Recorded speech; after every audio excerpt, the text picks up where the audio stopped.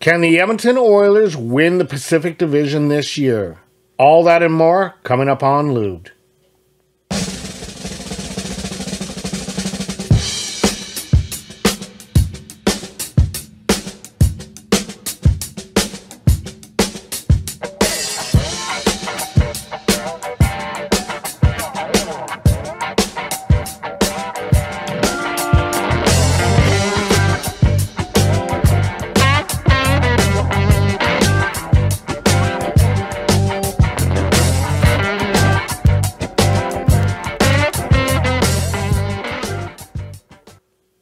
Welcome back to the channel, guys. My name is Gene Edwards. You are watching Lubed for February the 8th, 2023, as we dive into the preview game between the Edmonton Oilers and the Philadelphia Flyers in Philadelphia, Pennsylvania. Before I dive into that, I want to give a quick shout out to my new subscribers. Wow, I had a pretty good video as far as views count went, and I gained about 20 new subscribers, so welcome to the channel. Feel free to leave comments. The only request is I just ask you guys to leave it nice, clean, and respectful. That's all I ask, and I do try to get back to your comments, and I also sometimes act on your suggestions for content for the channel. So yeah, so we do have a very interactive relationship on this channel. I like to give you guys your fair say and your ideas. I sometimes implement them. So right on. So tomorrow night, the Edmonton Oilers are looking to make it 9 out of 10 games in a row. The Oilers are on fire. They picked up where they left off after the All-Star break, and that was my one concern, especially watching that first period last night. Let's be honest, that first period was a little sluggish. But then they woke up, and then we saw the Wolfpack mentality come to fruition again, and I'm loving this.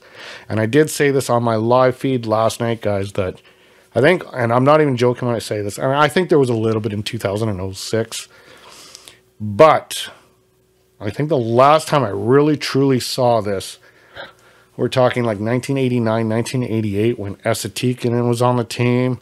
Who else was there? Craig Simpson, Charlie Huddy, like all those guys, Mark Messier.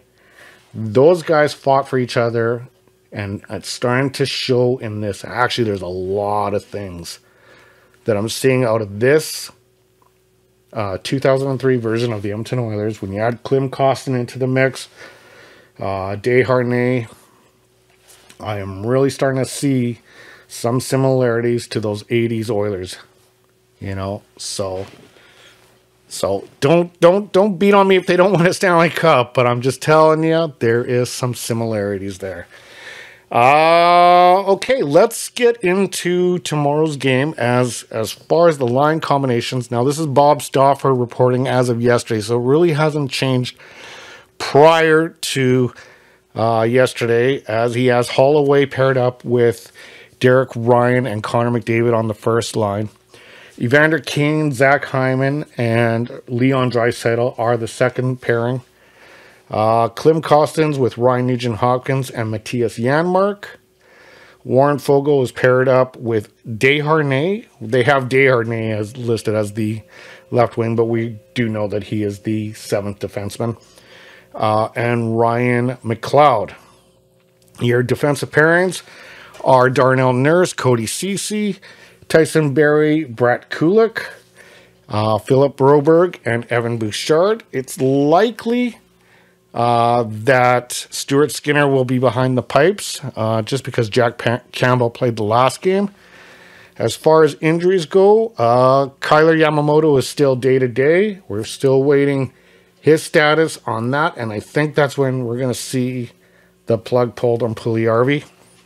That's what I've, like, it just seems that way. And Ryan Murray is still out, and I think he's going to be out for a while still. He's just on the IR. There's no listing of day-to-day or month-to-month or anything. So, yeah. As far as money puck goes, they have the Edmonton Oilers a 62% favorite to beat the Philadelphia Flyers tomorrow.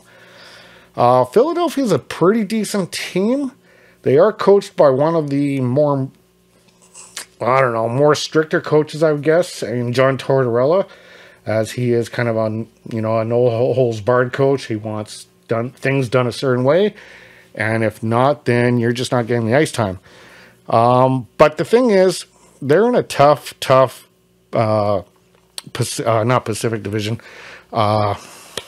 Metro Division, with a lot of tough competition, and right now they're hovering right around 500. So I don't know. I don't think Philadelphia will make the playoffs this year. As far as the hot trends and cold trends, there's several hot trends for the Edmonton Oilers, so I'm going to quickly rip through this. As the Edmonton Oilers are 4-0 in their last 4 when they face an opponent that allows 2 or more goals, 2 goals or less in the previous game. The Oilers are 5-0 in their last 5 after scoring 5 or more goals in their previous game. The Oilers are 4-0 in their last 4 games, playing on 1 day's rest. The Oilers are 5-0 in their last 5 road games. Like I said, there was a lot.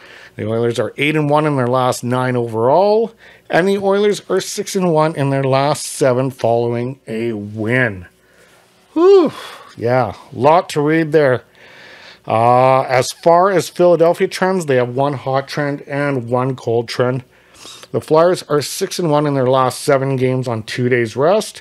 And the 1 cold trend they have is they are 0-4 in their last 4 home games. So they're kind of like a team like the Edmonton Oilers.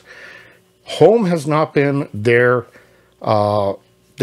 battleground, their battleground that they do good at. And Edmonton Oilers struggled on the home field this year, or home ice advantage this year. So, yeah. Now we go into the stat comparison. So the Edmonton Oilers away record is now 16-7-1. The Flyers away record is 10-13-2. The goaltenders that they have listed, like I said, and I do believe it will be Stewie Skinner, with a 13-10 and 3 record, 292 goals against average, and a 914 save percentage. Meanwhile, the Flyers will have Carter Hart in the pipes with a 15-15 and 8 with a 286 goals against average and a 911 save percentage. He has 1 shutout on the season. Some of the stats that really stood out as far as the comparables go, I'm looking at this as the wide margin. And a couple of these wide margin stats are goals. The Edmonton Oilers are first in the league with averaging 3.76 goals per game. Philadelphia is 27th in the league. They're only averaging 2.75 goals per game. So that's a very big margin. The power play, Edmonton, number 1, 31.8%. Meanwhile, Philadelphia is tied for 30th at 15.8. So that's another huge margin. Penalty minutes. Philadelphia gets a lot of penalties, and this could be the factor tomorrow night, as they are 25th in the league. They average 10.8 penalty minutes per game. That's going to be huge, because if they can't calm that number down in tomorrow's game, Oilers are going to walk all over them and crush them. And it'll be a very one-sided game, in my honest opinion. And I'm already leaning towards that, just the way the Oilers are playing and with their fight. But we'll see. Okay, when it comes to the playoff odds for Money Puck, now I'm not going to explain the algorithm that Money Puck uses. I will post a link and you can read up on it for yourself. And this is basically to the new subscribers of the channel. You guys that have been with me know that I've already explained this algorithm. It's very complex. Anyway, they have the Edmonton Oilers, a 96.9% favorite to make the playoffs, And they are currently sitting at 11.4 to win it all, man. Win it all. And that would be sweet. Right now, your number one team to get Connor Bedard. I do have that stat here too. Just give me 1 second here. To win the draft lottery at 16% is the Blue Jackets, followed by Chicago at 12.6. So that's your Connor Bedard race right there for you. Boy, it'd be nice if the Oilers got him, but boy, there would be such an uproar. Oh, man. I do talk to some of my guys at work, and they're still choked about the amount of draft picks that we got, especially living out here in BC and the Vancouver Canucks not even having one in their history. So I kind of try to tiptoe around that one. Okay, the standings. The Edmonton Oilers are still with the number one wild card spot with a record of 29-18-4 for 62 points. They got Colorado right behind, well, not right behind them, but 4 points behind at 58 points, and Calgary at 58 points. Very, very, very tight race in the Pacific. This is going to be some fun hockey. It's going to be some very fun hockey. You could already see the aggression has built up, and here we go, man. Here we go. Anyway, those of you who are watching this for the very first time, feel free to hit that like, share, and subscribe button. To you guys who just joined the channel, once again, thank you very much. Give me your comments, give me your ideas, how I can improve the channel. I'm definitely all ears. Welcome, and let's join. Thank you for joining the ride, and let's see where this takes us. And to my long-term guys that have been with me through thick and thin, as always, stay healthy, stay happy, stay hydrated.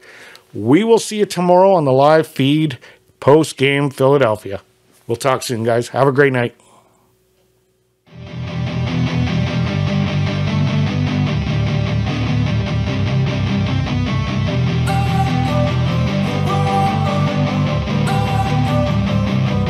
Don't wanna sleep in, cause I got something to prove. I gotta take what I hate and finally make a move. I think of you and all the shit you don't do. Well, I'ma make hella sure that I don't become you.